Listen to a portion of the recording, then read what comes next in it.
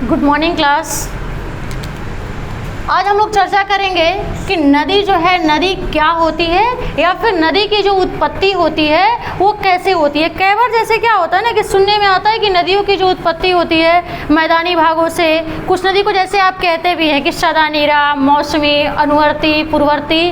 तो नदियों की जो उत्पत्ति होती है वो कई प्रकार से होती है, लेकिन आज हम लोग जो चर्चा करेंगे वो देखेंगे कि हिमालयी नदी जो होती है या फिर जो पर्वतीय भाग से नदियाँ निकलती है उसकी उत्पत्ति कैसे होती है, इस पे हम लोग क्या करेंगे, चर्चा करेंगे। जैसे आप देखते हैं कि मान लीजिए कि कोई ऐसा भाग, पृथ्वी का कोई ऐसा भाग, जैसे मान लीजिए कि ऊंचा आपकी बात करें तो पर्वत का ही ले लीजिए। तो पर्वत क्या है भाई, तो पृथ्वी का एक ऐसा ऊंचा उठा भाग जो क्या है 1000 मीटर से ज़्यादा उसकी क्या हो, ऊंचाई हो अपने आसपास के जगहों से, और उसका जो शीर्ष होगा वो क्या है, नुकीला हो, तो उसको आप क्या कहते हैं, पर्वत कहते हैं। ठीक है। और जैसे क्या होता है कि ऊंचाई के साथ साथ आप जब क्या है कि यहाँ पे ट्रोपोस्फियर में जब आप ऊपर की तरफ बढ़ते हैं तो ऊंचाई के साथ साथ क्या होता है कि आपका टेम्परेचर जो है वो घटने लगता है।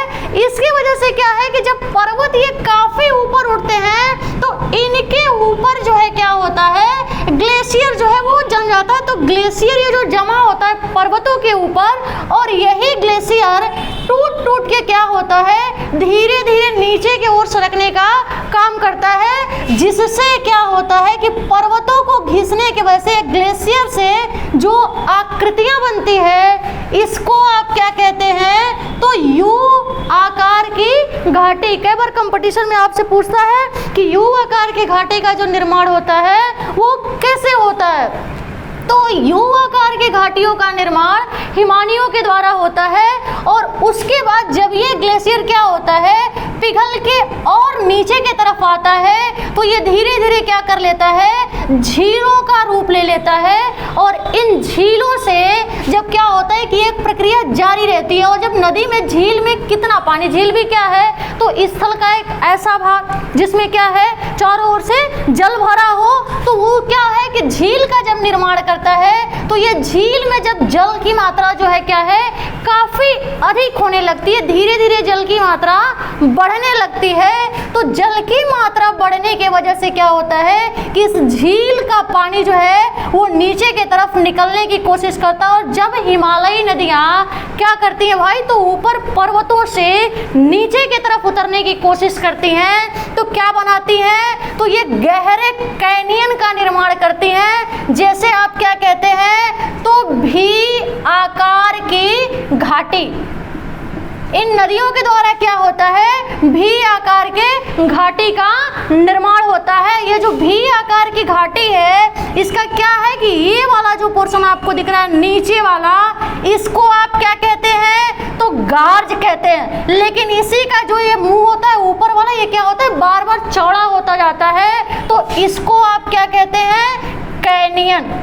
तो नदी क्या करती है कि जब युवा अवस्था में होती है, बिल्कुल हिमालयों से नीचे की तरफ उतरती है, तो ये क्या करती है, तो गहरे भी आकार की घाटी का निर्माण करती है, जिसमें वी आकार के नीचे वाला पार्ट, ये जो बिंदु दिख रहा है इसको आप गार्ज कहते हैं। और ये जो क्या होता है कि ये जैसे जैसे नदी नीचे की तरफ बढ़ती है वैसे वैसे ये ऊपर का जो मुंह होता है वी आकार वाला, वो क्या है, फैलता जाता है। तो इसको आप क्या कहते हैं, कैनियन के नाम से जानते हैं। कई बार क्वेश्चन आपसे पूछता है कि गार्ज या कैनियन या वी आकार की घाटी किसके द्वारा निर्मित स्थलाकृति है, या फिर नदी युवा अवस्था में किसका निर्माण करती है, ये बात निकल के आती है। तो नदी जब पर्वतों से उतरती है तो ये क्या करती है, वी आकार की घाटी का निर्माण करती है। तो होता क्या है कि नदी क्या है, यही रुक जाएगी या फिर अभी आगे बढ़ने की कोशिश करेगी। तो ये जो नदी जहाँ से पर्वतों का ये बड़े बड़े बोल्ट का क्या, कि बड़े बड़े चट्टानों का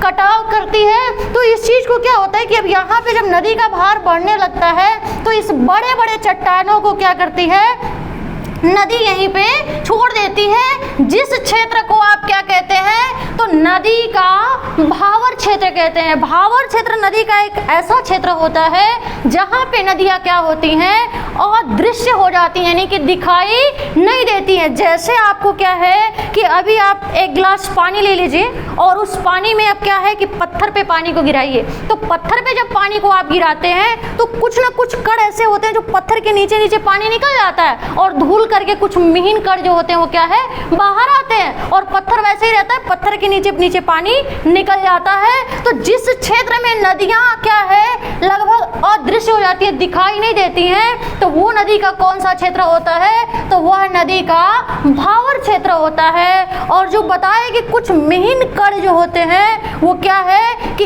इस फील्ड से नदी का जल जो है वो नीचे नीचे निकल के आता है। तो किसका निर्माण करेगा, तो नदी के तराई क्षेत्र का।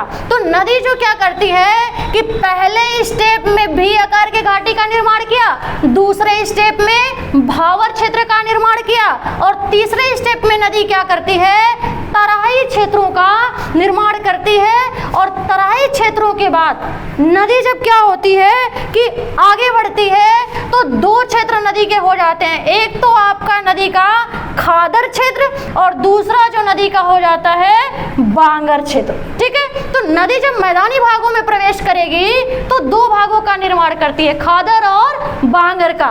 खादर नदी का खादर क्षेत्र क्या होता है, तो नदी का खादर क्षेत्र वह भाग होता है जहां पे बाढ़ का पानी हमेशा क्या होता हो, पहुंच जाता हो, उस क्षेत्र को आप क्या कहते हैं, खादर क्षेत्र। और जहां पे क्या है कि नदी का जल या जो बाढ़ का जल होता है ये पहुंच नहीं पाता है, तो इसको आप क्या कहते हैं, बांगर क्षेत्र। अब रही बात कि कई बार आपसे पूछता है कि आप तो समझ लिए कि खादर और बांगर क्षेत्र का निर्माण किसके द्वारा हो रहा है, तो नदी अपने मैदानी भागों में खादर और बांगर का निर्माण कर रही है। यहाँ तक तो बात क्लियर थी। लेकिन इन दोनों क्षेत्रों में से ज़्यादा जो उपजाऊ क्षेत्र होगा वो कौन सा क्षेत्र होगा, तो अगर आप बात करें खादर क्षेत्रों का, खादर क्षेत्रों की बात करें तो खादर क्षेत्र जो होता है वो क्या है, ज़्यादा उपजाऊ होता है। क्योंकि जब बाढ़ का पानी अपने साथ, जब बाढ़ का पानी खादर क्षेत्रों में पहुंचता है तो उसके साथ जो नदी का कुछ अवसाद या कुछ मिट्टियाँ जो होती है वो क्या है, तो चूना, कैल्शियम वगैरह जो आपकी जितनी भी डेड बॉडी वगैरह है वो तो नदी में ही होती है। तो नदी क्या करती है, अपने जल के साथ कुछ चीज़ों को क्या करती है, कुछ अवसाद, चूना, कैल्शियम की मात्रा जो होती है वो क्या है, इधर छोड़ आती है। इस वजह से क्या है कि ज्यादा नदी का जो उपजाऊ क्षेत्र होता है वो खादर वाला होता है अकॉर्डिंग बांगर के। हालांकि उपजाऊ तो दोनों होते हैं लेकिन ज्यादा उपजाऊ इनमें से कौन होता है, खादर वाला होता है। तो नदी ने आप देखें कि नदी चौथे स्टेप में किसका निर्माण कर रही थी, तो मैदानी भाग का निर्माण की, जिसमें खादर और बांगर थे। क्या नदी यही समाप्त हो जाती है, आगे बढ़ती है? तो फिर जब क्या है, ये नदी कब कर रही है, तो नदी की जो अवस्था है ये प्रौढ़ा अवस्था चल रही है, और प्रौढ़ा अवस्था में नदी क्या करती है, खादर और बांगर या फिर नदी विसर्पों का क्या करती है, निर्माण करते हुए आगे बढ़ती है। और नदी क्या करती है कि अंतिम अवस्था में, यानी कि नदी जब वृद्धावस्था में पहुंचती है तो किसका निर्माण करती है, तो डेल्टा का निर्माण करती है। यानी नदी क्या करती है कि किसी भी समुद्रों में, जैसे क्या है कि गंगा नदी को ही ले लेंगे तो बंगाल की खाड़ी में गिरने से पहले क्या बनाएगी भाई, तो डेल्टा का निर्माण करती है। यानी नदी वृद्धावस्था में किसका निर्माण करती है, डेल्टा का निर्माण करती है। ठीक है, तो डेल्टा ये क्या है, तो नदी का अंतिम रूप है जिसमें किसी भी खाड़ी या समुद्रों में मिलने से पहले नदी क्या करती है, अपने अवसादों को इधर किनारे किनारे छोड़ देती है। जैसे गंगा नदी की बात करें तो गंगा नदी का जो क्या है कि डेल्टा, तो गंगा और ब्रह्मपुत्र का जो सुंदरवन का डेल्टा है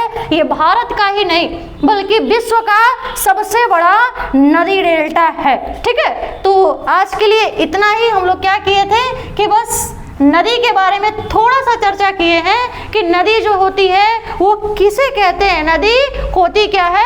अगले वीडियो में हम लोग क्या करेंगे, बात करेंगे भारतीय अपवाह तंत्र की, यानी कि भारत के नदियों के बारे में चर्चा करेंगे कि भारत की जो नदियां हैं वो कैसी हैं, किस प्रकार से निकलती हैं, या फिर कौन कौन सा ऐसा नदी तंत्र है, उसी पे हम लोग क्या करेंगे, अगली वीडियो में चर्चा करेंगे। ठीक है, क्योंकि नदी एक ऐसा चैप्टर है कि आप जहाँ भी, जिस भी कंपटीशन के एग्जाम में बैठिए, मैक्सिमम क्वेश्चन जो है क्या होता है, नदी से बनता है। तो कॉमन इमेज आपके माइंड में सेट हो गया होगा भाई, बन गया होगा कि ये नदी क्या होती है या किसे कहते हैं। तो नदी के सारे स्टेप में देख लिए थे कि नदी जो क्या करती है कि ग्लेशियर टूट के झीलों का निर्माण करता है, फिर नदी का जन्म होता है और नदी क्या करती है, युवा अवस्था में वी आकार के घाटी का निर्माण करते हुए फिर क्या बनाती है, तो भावर, और भावर के बाद तराई क्षेत्र, और तराई के बाद प्रौढ़ा अवस्था में मैदानी क्षेत्रों में खादर और बांगर का निर्माण करती थी।